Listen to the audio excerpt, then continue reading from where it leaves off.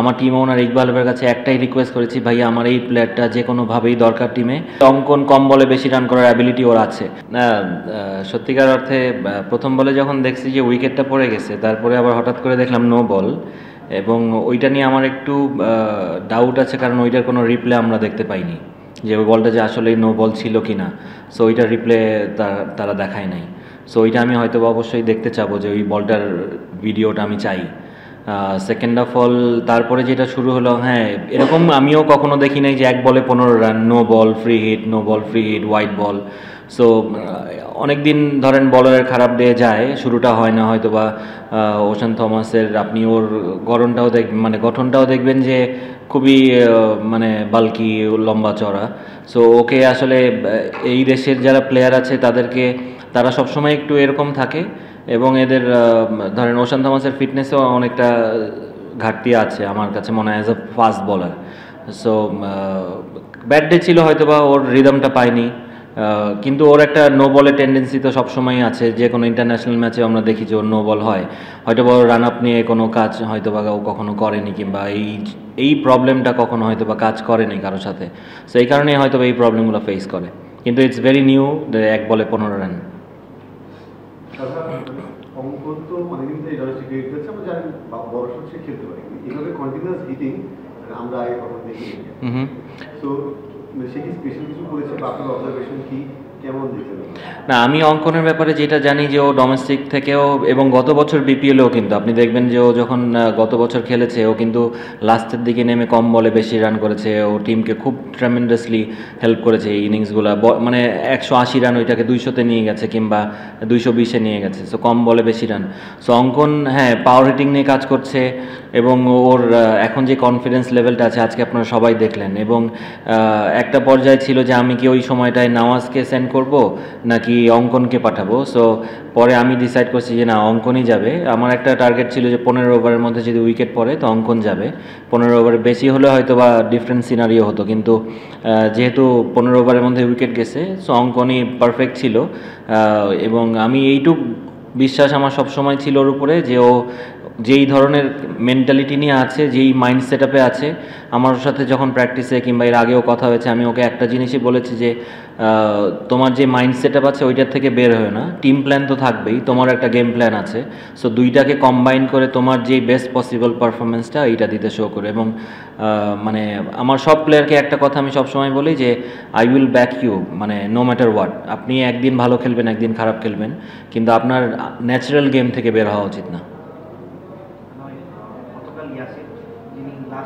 জি জি এবার অঙ্কন last 3 season 4 season ধরে কুমিল্লায় ছিল। জি টিম কম্বিনেশন রাইট চারটা কিপার থাকার কারণে উনি ম্যাচ পাচ্ছেন। রাইট। এই সিজনে উনি আপনাদের এগেইনস্ট টিমে আসছেন, তো এই জিনিসটা কি অঙ্কনের জন্য খুব ভালো হয়েছে কিনা?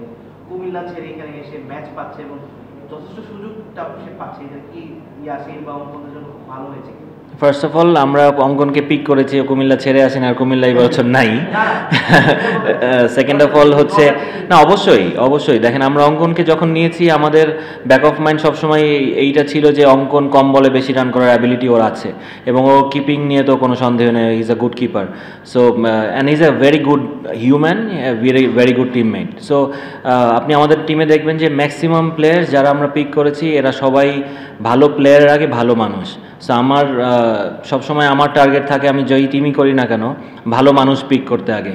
সো আপনি ভালো মানুষের সঙ্গে কাজ করতেও ভালো লাগে, এবং এদের এফোর্ট সবসময় থাকে। সো আমার টিমে এই জিনিসগুলো খুবই, টিম বন্ডিংটা খুবই ভালো আছে, সবাই একই মানে সমসাময়িক প্লেয়ার, কারোর সাথে ওইরকম গ্যাপ নেই। সো এবং আমার ফরেন প্লেয়ারও যারা আছে, কম্বিনেশন চমৎকার আছে সোফার।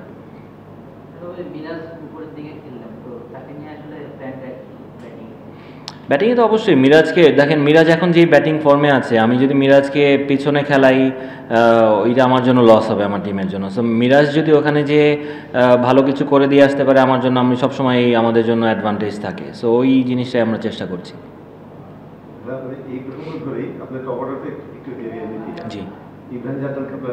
জি জি আফিফের ব্যাটিং অর্ডারে একটা ডিলেমা ইন্টারন্যাশনাল ক্রিকেটও আছে, যাতে দল রয়েছে, এবং কালকে সে বলে গেছে সেও চায় একটু টপ অর্ডার ব্যাট করে, টপ অর্ডার সে পাঠান করেছে।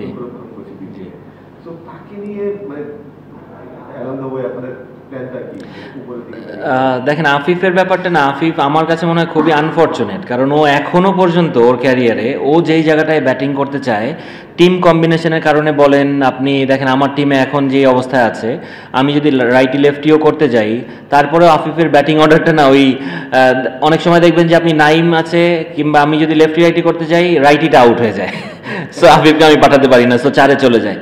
সো এখন আবার আমার ইব্রাহিম জাদরান আছে, ইব্রাহিম জাদরানকে আমি 5-এ দিয়ে আমার খুব একটা আমি খেলাটা মেক করতে পারবো না, সো 4-এ যে থাকে ও খেলাটা বানাবে এরকম একটা প্ল্যান আমাদের।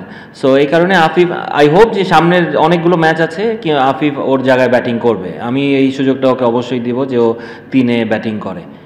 এরকমও হতে পারে যে ও ওপেনও করছে এবং ও ওপেন করতে পারলেও হ্যাপি। সো ওকে যদি আমি উপরে ইউজ করতে পারি, ও পাওয়ার প্লেটা চমৎকারভাবে ইউজ করতে পারে, আমার জন্য অ্যাডভান্টেজ থাকবে। সো আফিফকে নিয়ে আফিফ যেই ধরনের প্লেয়ার রনি ভাই, ও এখনও বাংলাদেশ ওর খেলা দেখেই নাই সত্যি কথা বলতে। সো আমি চাই খুব মানে মন থেকে চাই যে আফিফ যেন মানে অনেক বড় প্লেয়ার হয় এবং ও যেন মেলে ধরতে পারে ওকে, এরকম একটা অপরচুনিটিও পায়। জি, বশিষ্ঠ লাস্ট 2020-এ ম্যাচ খেলেছেন, এরপর 3 বছরের একটা 3 বছরের গ্যাপ ছিল, লাস্ট ওই নেপাল প্রিমিয়ার লিগ খেলেছেন। ওনাকে পিক করার ক্ষেত্রে আপনাদের মানে কি চিন্তা ভাবনা ছিল, মানে কিভাবে বশিষ্ঠ?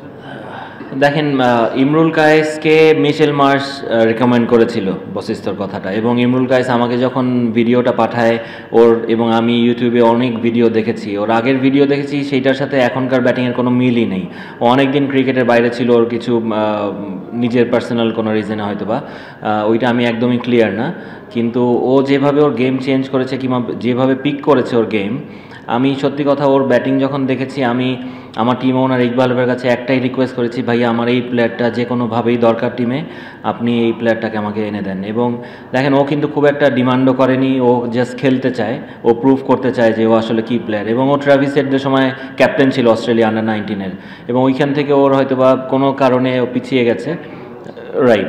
সো এই কারণে ধরেন আমি ওকে সবসময় আসার পর থেকে ওর সাথে যখনই কথা হচ্ছে আমি ওকে একটাই জিনিস বলছি যে আমি চাই যে তুমি মানে নিজের খেলাটা খেলো, এবং আমি চাই যে তুমি অনেক ভালো পারফর্ম করো। এবং ও শুরুটা চমৎকার করেছে। এবং আর একটা ক্রেডিট আমি দিতে চাই উইকেট নিয়ে, মানে কিউরেটারকে, চমৎকার উইকেট ছিল। আপনি দেখবেন যে লাস্ট 2টা খেলাও এবং আজকেও অনেক রান হয়েছে। সো ব্যাটসম্যানদের জন্য ভালো, এবং আমাদের বোলাররাও এখান থেকে অনেক কিছু শেখার আছে যে আমি কোন সিচুয়েশনে একটা ব্যাটসম্যান যখন মারতে থাকে আমি কিভাবে আমি ওকে আটকাবো কিংবা কিভাবে আমি ওই রানগুলো মিনিমাইজ করবো। সো এরকম উইকেট থাকলে আমাদের ক্রিকেট অনেক ডেভেলপ করবে। বশিষ্ঠ ফুল সিজন অ্যাভেলেবল, জি জি। ফার্স্ট অফ অল আমরা অঙ্কনকে পিক করেছি, কুমিল্লা ছেড়ে আসেন, আর কুমিল্লা এই বছর নাই। সেকেন্ড অফ অল হচ্ছে না, অবশ্যই দেখেন আমরা অঙ্কনকে যখন নিয়েছি আমাদের ব্যাক অফ মাইন্ড সবসময় এইটা ছিল যে অঙ্কন কম বলে বেশি রান করার অ্যাবিলিটি ওর আছে।